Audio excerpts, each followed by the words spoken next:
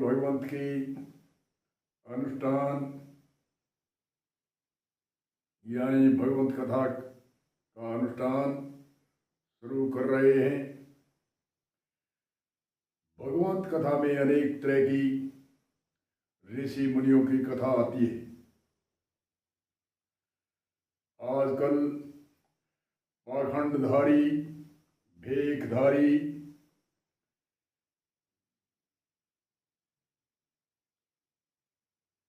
घर से जो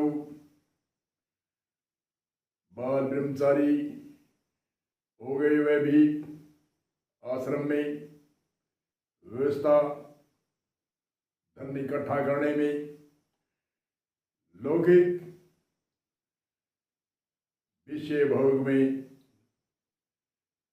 ललायित हो रहे हैं और घर गृहस्थियों को गुमराह करते हैं कि घर गृहस्थी के अंदर भक्ति योग, ज्ञान योग, निष्काम योग या कर्म योग आदि की साधना नहीं होती है। आप तो दान देव, दक्षिणा देव, दान पुण्य करो, बस इतना ही कार्य करो। गृहस्थ का अर्थ क्या है? संत ऋषि मुनि विद्वान बताते हैं, ग्रह और सत दो शब्द है। ग्रह निर्माण या कोठी या मकान, हम कहते हैं गृह निर्माण, गृह प्रवेश। ग्रह और सत दो शब्द है। ग्रह मतलब घर है, कोठी है, बंगला है, कोई कुटिया है, विश्राम का जो स्थान है, उनको अलग अलग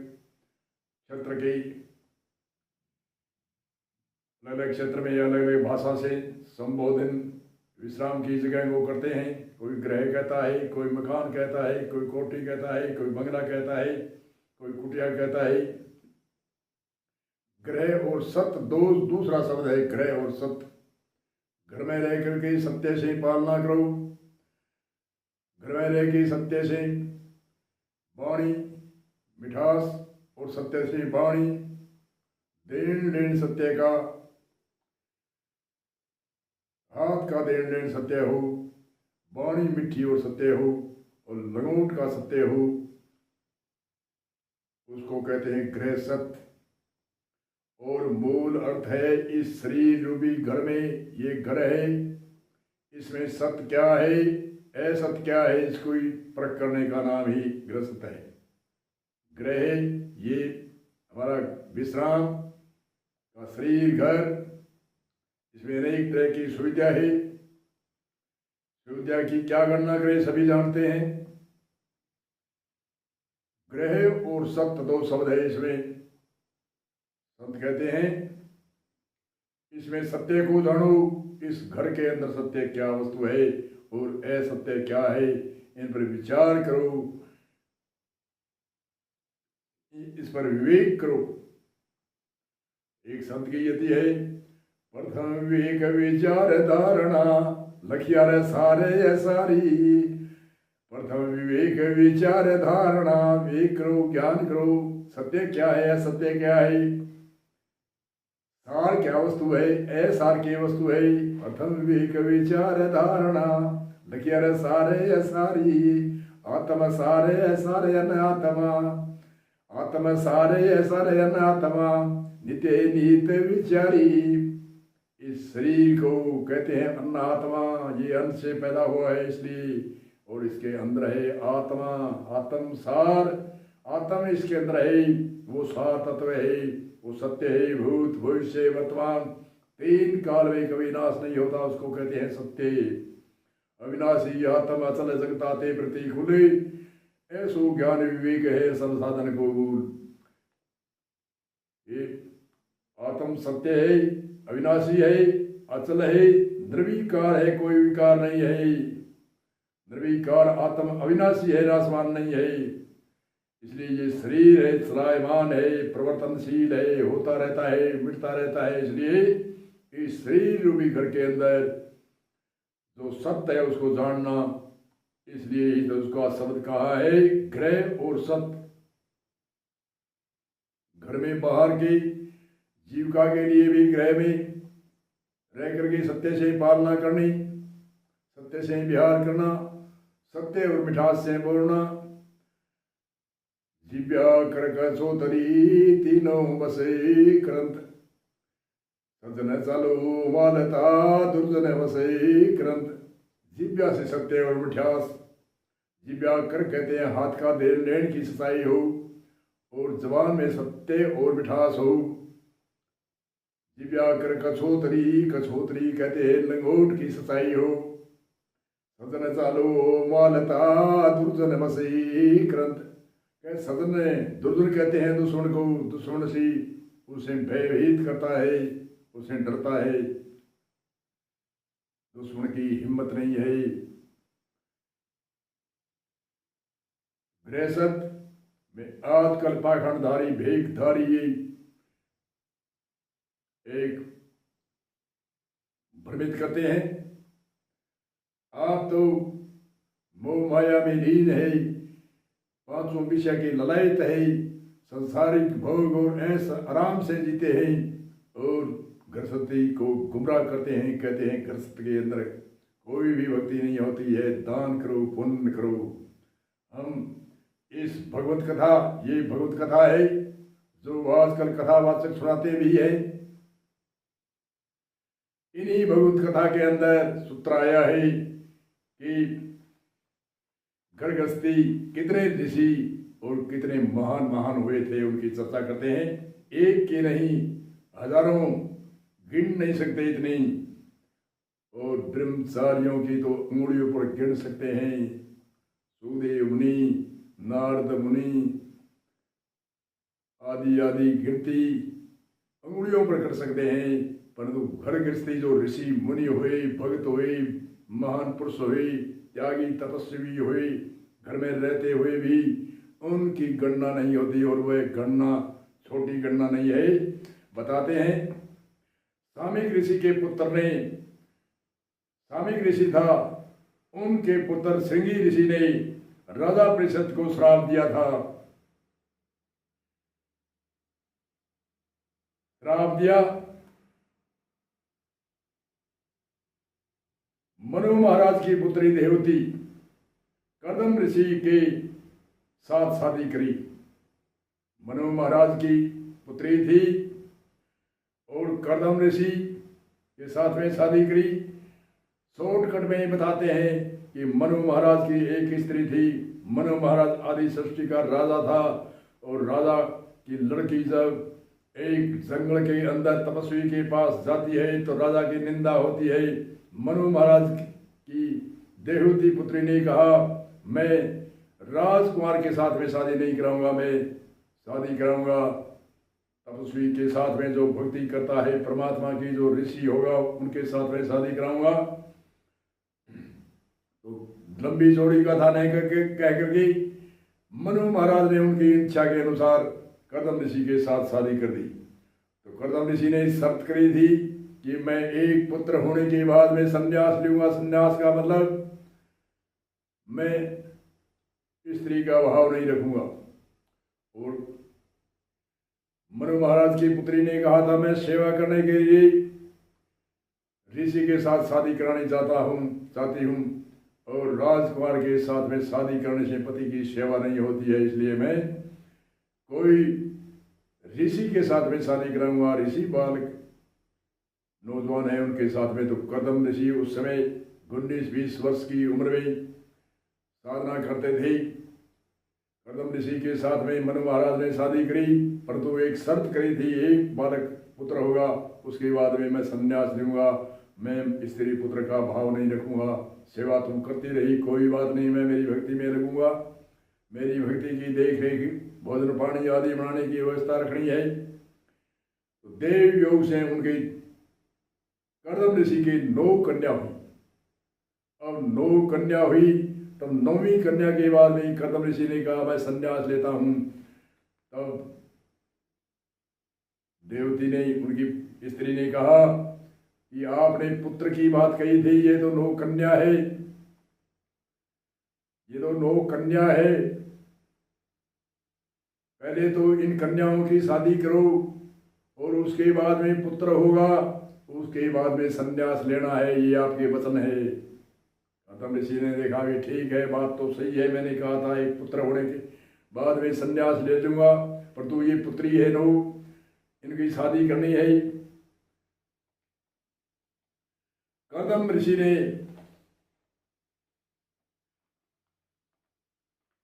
मनु महाराज की पुत्री देवती कदम ऋषि के साथ शादी करी।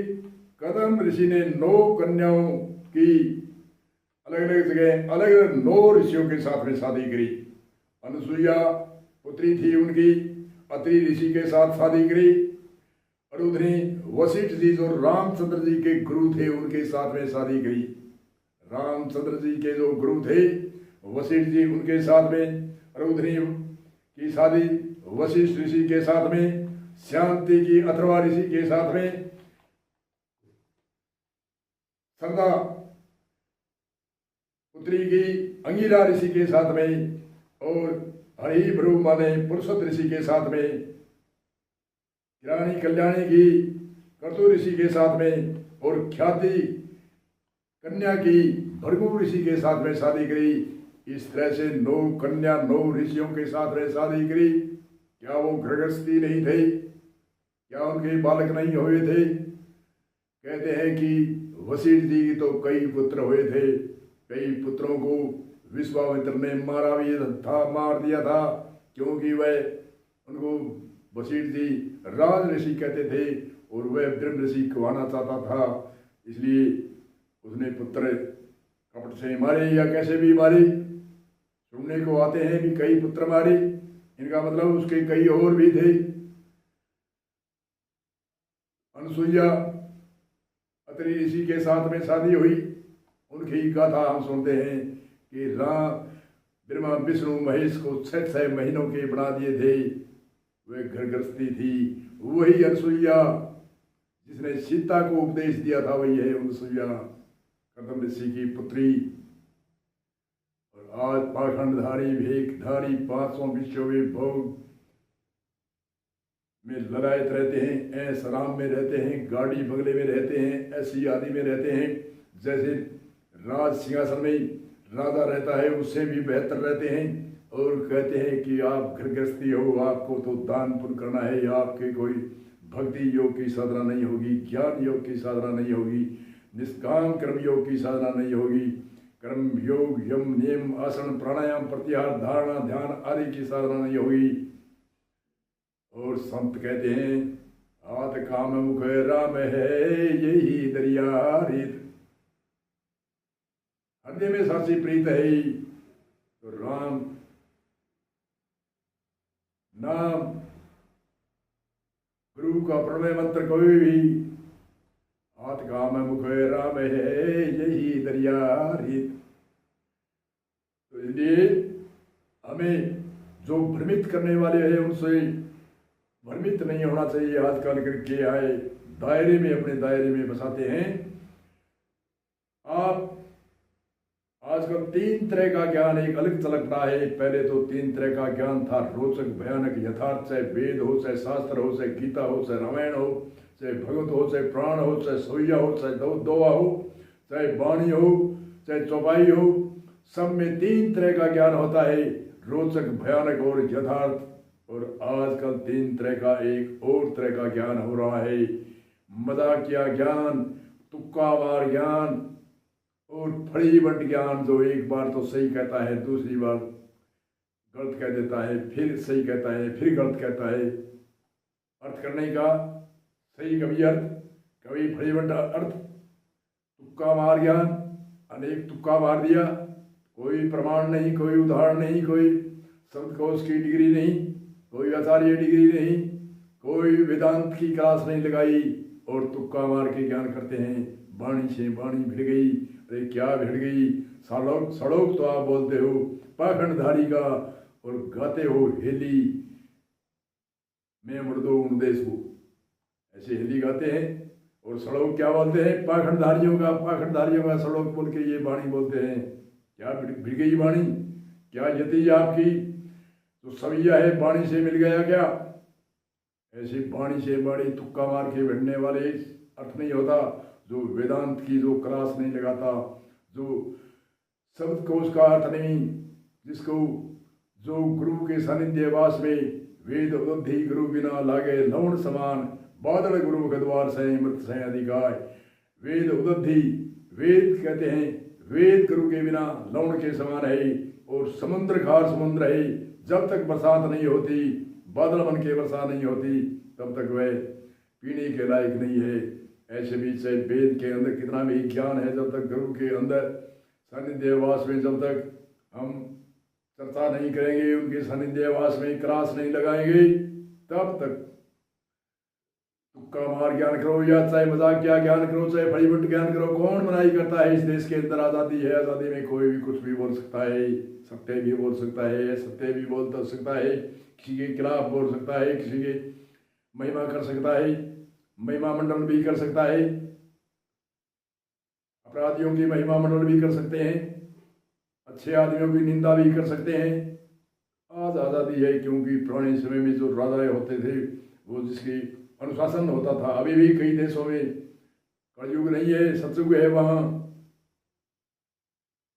सतयुग ऐसे है, अपराधी को दंड है। कोई चीज गिर गई तो वही उठाएगा, दूसरा नहीं उठाएगा। चोरी कर लेते हैं, जिस हाथ से चोरी करते हैं उसको हाथ काट देते हैं। ऐसे ऐसे सख्त कानून है। और हमारी आज़ादी है, आज़ादी में कैसे भी बोलो, फड़ीबंट ज्ञान करो, चाहे तुक्का मार ज्ञान करो, चाहे मजाक क्या ज्ञान से सारी रात भ्रमित करते रहो पब्लिक को।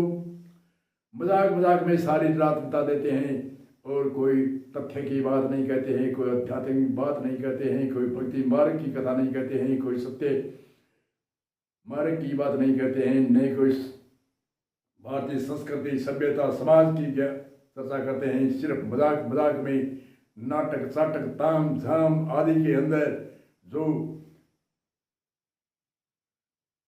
कविताई तुक्का मार कविताई कर रही है, जो एक तो होती है डिंगल कविताई होती है और एक पिंगल होती है। पिंगल रहस्य में जो जिसने जो शब्द बोल दिए उसमें कितने अक्षर टाले जाते हैं, कैसे वो पिंगल बनती है। उनका पिंगल का बिना पढ़े पिंगल, जो डिंगल जो घटित घटना घटी हुई है उनकी कविता है, वह सुना करके मजाक करके मजाकिया ज्ञान से दुनिया को भ्रमित करते हैं। इसलिए हमें सावधान हमें रहना है। पहले अपने खुद, जब तक आप खुद सक्षम नहीं होगा तब तक गेंद दूसरों की गेंद ही बनते रहेंगे। जैसे गेंद होता है, इधर जाती है वो ठोकर मारता है, इधर वाला उधर ठोकर मारता है। कौन मनाही करता है गेंद को ठोकर मारने में?